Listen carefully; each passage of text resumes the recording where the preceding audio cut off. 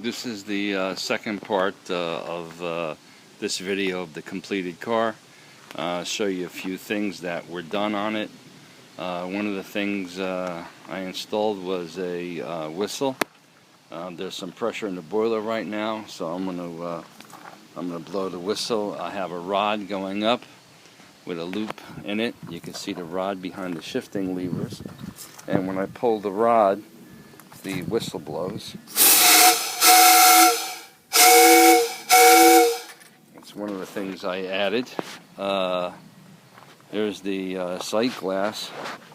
One of the other things that I found was there's times when the water drops a little bit lower than you like in the boiler. So what I did was I added a Duplex pump, and the pump is right there. And this pump, and I'll turn it on, is activated by a knob in the front of the vehicle just under the seat. So by opening this knob, it's a steam pump. It lets steam go to the pump, and the pump starts pumping water into the boiler. I just opened the knob, and you can see right now it's going to clear some water out of it, and then it will gradually start to pump and fill the boiler. And so that's a Duplex pump. You can see it. You don't necessarily need to run it while it's driving, but when you stop,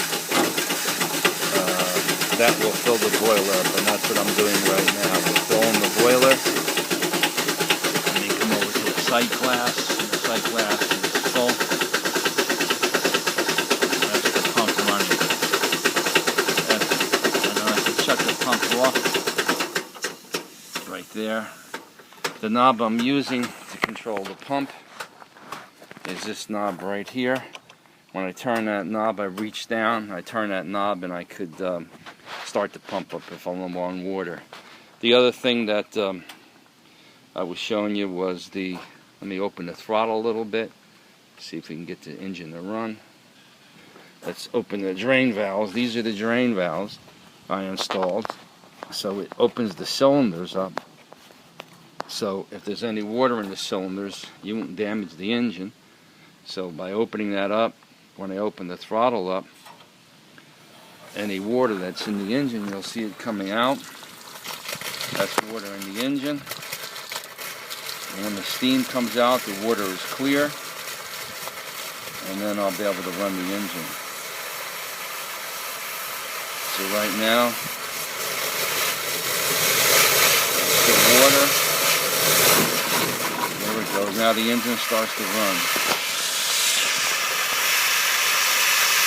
Now there's no more water, just straight steam. So what I would do, you can see the engine starting to run, you can hear it. You can see the connecting rod. So at this point in time, what I would do is I would shut these two knobs off so I don't lose any steam. And then the engine's going to run. And I'll open the throttle, and you'll be able to see the engine running. And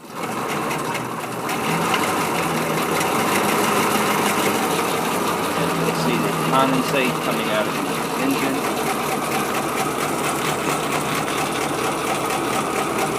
Can't really see the engine that well.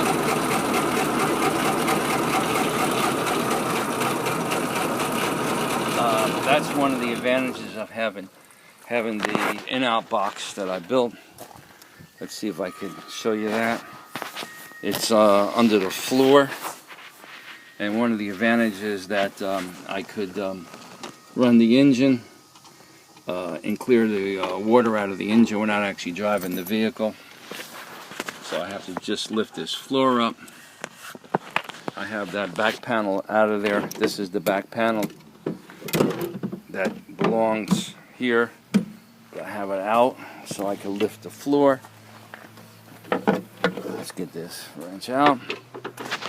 Now I can show you the in-out box.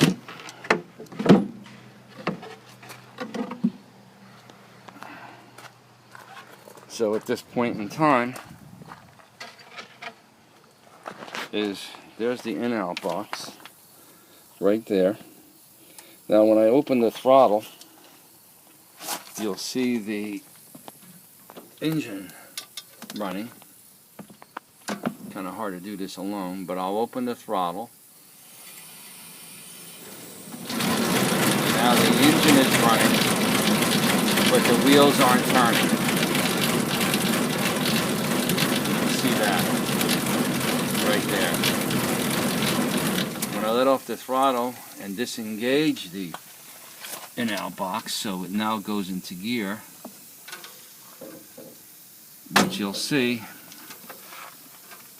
is now if I give it a little throttle, you'll see that clutch dog drop into place, and the car will be ready to drive at that particular point in time. So you give it a little throttle and it just engaged, and now if I gave it throttle, the dogs are engaged. If I gave it throttle, the car would be drivable. So that's that part of it. I wanted to show you that, and there'll be more sections. I'm going to keep them on the short videos.